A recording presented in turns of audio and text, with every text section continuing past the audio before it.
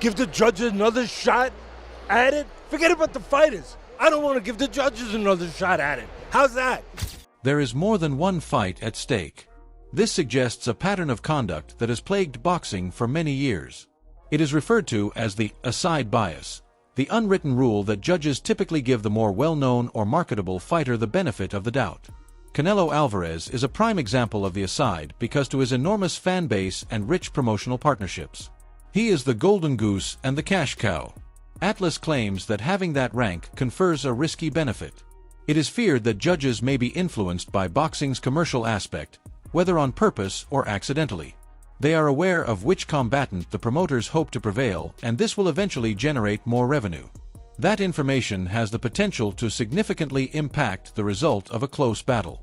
According to Atlas, the Crawford bout scorecards provide yet another glaring illustration of systemic bias in action. The judges were determined to preserve the brand and keep the sidebar relevant, even in a bout that wasn't particularly close. If I'm with Canelo, I think I'm happy with Cheatham. But if I'm with Crawford, I'm looking at it and I'm saying, wait a minute, hold on. This guy had, he had Canelo over Bebo. No, he had Bebo over Canelo. That's what I meant to say. I'm sorry. He had it that close. How he had 115, it like 113. Now listen, there's another judge on this card who will be officiating this fight, Crawford versus Canelo, Steve Weisfeld, who also scored at 115, 113. I've more singled out Tim Cheatham because of the inconsistency. Because of his past record. Yeah, I didn't think Loma lost to Haney. That was one of them. I just talked about the Zoo versus Fandora #1. That one, unbelievable. Richardson Hitchens versus Lemos, way too wide. Just recently, we watched a great fight. Figueroa versus Joet Gonzalez. Way too wide for Figueroa. There's been too many examples of that. If you're looking for Teddy Atlas, for instance, has a name to divulge. Cheatham, Tim. This magistrate had Crawford's camp and Atlas on high, attentive from the moment he was introduced. Why? Given that Cheatham has a history of questionable scorecards that seem to defy logic, examine the Bivol in comparison to Canelo duel. Bivol obtained an unambiguous, resounding triumph, but it was scored by Cheatham. Only one round separates 115 and 113 from a draw. That scorecard sparked curiosity and raised questions about his objectivity. Furthermore, it wasn't a singular incident. Atlas emphasized additional battles where it seems that Cheatham's scoring favored the one with greater stakes, the A-side fighter. Atlas saw Chetham's selection to judge such a significant bout this year as a warning sign that Crawford would have a difficult road ahead of him even before the first bell rung. What occurs when a person who has dedicated his life to this sport, such as Teddy Atlas, doubts the judges? The super fight between Terence Crawford and Canelo Alvarez was promoted as one of the decade's most anticipated boxing events. However, a shadow of suspicion started to appear behind the sparkle and glamour, and the official scorecards confirmed many people's worst worries. Teddy Atlas was not happy, as the legendary trainer was furious as the boxing world hailed a new undisputed super middleweight champion. Terence "Bud" Crawford had just given him a fantastic performance, and he thought he controlled the bout. However, he was incensed when the judges' scorecards, 116 to 112, 115 to 113, and 115 to 113, were revealed. The thing that bothered me, there's only one thing that really did bother me, and that's why I don't want a rematch, I'll be honest. I've been in this business 50 years, too long to fool myself. Those judges should be really, they got to look in the mirror to have it that close. There's no way it was that close. Thank God he dominated, because otherwise we might be here talking a whole different thing and really going nuts, and I would definitely break this thing. Yes, you would. I believe you. And maybe that. And I'd owe money, and I couldn't care, I would pay it. But at the end of the day, that's why I don't want to see it again. He dominated, and the judges had it that close. Yeah. Give the judges another shot at it? Forget about the fighters. I don't want to give the judges another shot at it. How's that? Not just Atlas, but other well-known people were horrified by the results. Chad Ochenko, a former NFL player and well-known sports commentator, was equally astounded and said he couldn't believe the figures accurately represented the severity of the beating he had just seen. "There's no way you thought that fight was that close," Wu insisted during his program. He had Atlas's view of absolute dominance. Bud claimed to have won that battle. "I'm referring to dominated. He got the images that were cleaner. He made the more difficult shots. He was busy." The narrow victory margin did not seem to both men to accurately represent the battle. It was an indication recognized the sport they were passionate about had a significant problem. Wu went on to explain, figuring that Crawford had at least 9 or 10 rounds. "At worst, Bud lost 3 rounds," he said in closing. "In the worst situation, I might suggest 2. From informed insiders, the general consensus was evident. Official scores were made up. Bud, that was a great display of boxing. And had Bud not made it so convincing, there's no way, ain't no way to judge, because I don't give a damn what they say. And no, I've never been a judge. I've never judged the fight officially. But that's not a 115, 113. That's not a 116, 12. If you watch that fight, there is no way you thought that those scores were that close. Bud dominated that fight. I'm talking about dominated. He landed cleaner shots. He landed the harder shots. He was active. Yeah, okay. So he followed him around the ring. Yeah, he was pressuring him. But guess what? Every time he come in there, he got slapped. Yeah. I mean, listen, I really, really enjoy it. When it comes to boxing, when it comes to the sweet science, for those who know the game, who know the sport, and are not just casual fans of it, when it's done the right way, it's like art. It's like a puzzle. All you're doing is putting the pieces together. Whatever he does, I got something for that. Whatever you do, if he has something for that, you come back with something else. I mean, it's a beautiful thing when it's done the right way, and I really thoroughly enjoyed tonight's fight.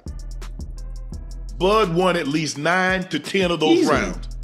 Bud won 9 to 10 of those rounds. There's no way in hell, if you watched that fight, you thought Canelo won as many rounds as Sutherland and Cheatham, they would be the first guys called into the office on Monday if a national czar came in and said, "I'm going to start investigating this sport. I'm starting to look at the things that Teddy Atlas talked about and a lot of other people talked about. I'm going to start," and that a lot of fans talk about, that they're leaving the sport because of the bad judging and officiating. I'm going to start to look at it. And the 2 guys I would say to you, sir, whoever you are, I would say, sir, it might be a good place to start with a guy named Sutherland and a guy named, yes, sir, I'm not making this name up. What is the name, Teddy? Cheatham. I had Beaver winning 11 rounds. All right, even if you said 10, you'd be kind of generous.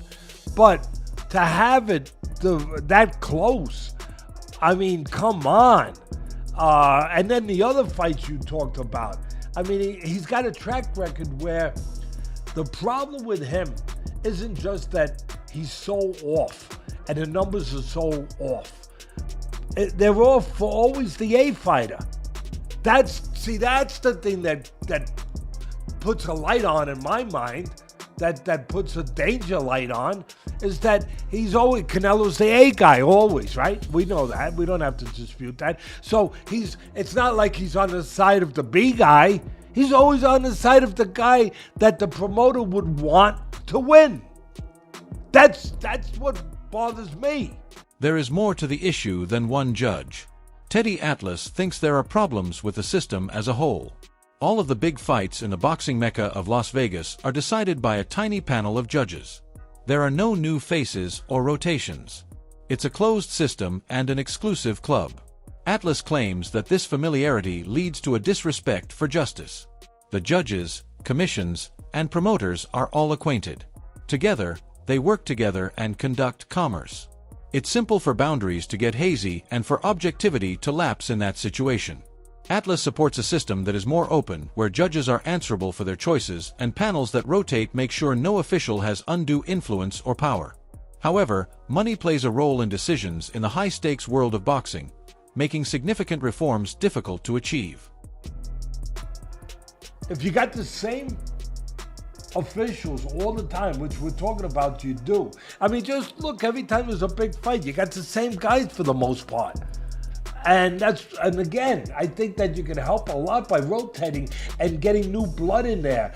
And also geographically looking and saying, don't keep putting every time you put a fight in Vegas, don't put the same guys from there. Bring in guys from different locales. Mix it up a little bit, because you have these promoters that have a relationship and a familiarity where the judges are more prone to go towards them. Why? Why, Teddy? Why? Because they go out to dinner with them, they give money under the table. They do go out to dinner. I'm not saying they give money under the table. I'm not saying that. But they know that those are the guys that butter their bread. How did Terence Crawford manage to win in spite of these odds against him? Teddy Atlas claims that it's because Crawford is a special kind of warrior. He is not merely gifted by nature. He has unrivaled mental toughness. Atlas uses a fascinating comparison to explain him. He refers to him as digital. Crawford functions like a supercomputer, digesting information and responding quickly, in contrast to other fighters who are solid and rely on their physique. He foresees his opponent's movements and deftly takes advantage of their vulnerabilities. Crawford, however, has a deeper motivation that strengthens his mental fortitude. He was shot years ago. A horrific something that most people would have been overwhelmed by. However, that experience strengthened Crawford's fortitude and gave him the conviction that nothing in the boxing ring could be as harmful as what he had conquered. Because of the freezing water in his veins, he was able to face Canelo, bear the weight of boxing's expectations, and put on a performance that will go down in history. Tried to bury Terence Crawford. They tried to ruin his reputation and say that he wasn't a draw when the numbers were there for you to see. When he went to MSG against guys that didn't have big names or that were faded, like Amir Khan, or when he fought Kaviaskis, he did numbers. It was a smear campaign about his personality. He doesn't talk. Nobody wants to hear him. No, that you don't want to hear him. So you try to speak for the masses when the whole time you have a star right here. You got to learn how to talk to this man. Even as recent as his last fight, the fight before Canelo, the smear campaign continued. I don't hear the smear campaign now. Them voices got really, really quiet like they typically do when they get proven wrong. And they either try to jump on the wagon, I knew this kid was going to be that, or they get very, very quiet and they start to retreat back to wherever they came from and they don't have a lot to say. So I'm happy for this brother for that reason, because they tried to bury him, Roy. It didn't work. He overcame that. He said, give me my shot. I'm going to show you. And he kept doing it time and time again. And he did it again against Canelo Alvarez Saturday night. And what about the fallen monarch, Canelo Alvarez? Teddy Atlas implies that he was psychologically crushed more than merely vanquished. Crawford not only outboxed him but also outwitted, outmaneuvered, and eventually sapped his desire to fight. Atlas thinks Canelo might have retired on his stool if Crawford had applied more pressure in the subsequent rounds. For a fighter who has long served as the face of boxing, this was a humiliating, possibly even embarrassing, loss. It calls into doubt his legacy in a significant way. Will he be regarded by fans as one of the greatest of all time? Or will this battle, along with the scandal, does the situation over the scorecards permanently damage his reputation? There is a dent, as Atlas refers to it. It acts as a reminder that your value is based on your most recent fight in the brutal world of boxing. This story goes beyond Teddy Atlas, Crawford, and Canelo. It captures the essence of boxing. It serves as a warning that the sport we love could turn into a spectacle with planned results and supporters treated like idiots. The tight scorecards from a bout that wasn't close at all are indicative of a bigger problem: corruption and greed that jeopardizes the integrity of sports. As a result, we have a persistently uncomfortable query. Is what we see in the ring still reliable?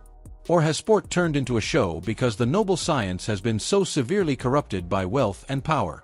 This response could determine boxing's destiny. That concludes today's video. If you liked it, don't forget to hit the bell button, subscribe, and leave a like so you don't miss any of our next videos. Additionally, remember to leave a comment with your ideas. We'll see you in the future video, so stay tuned.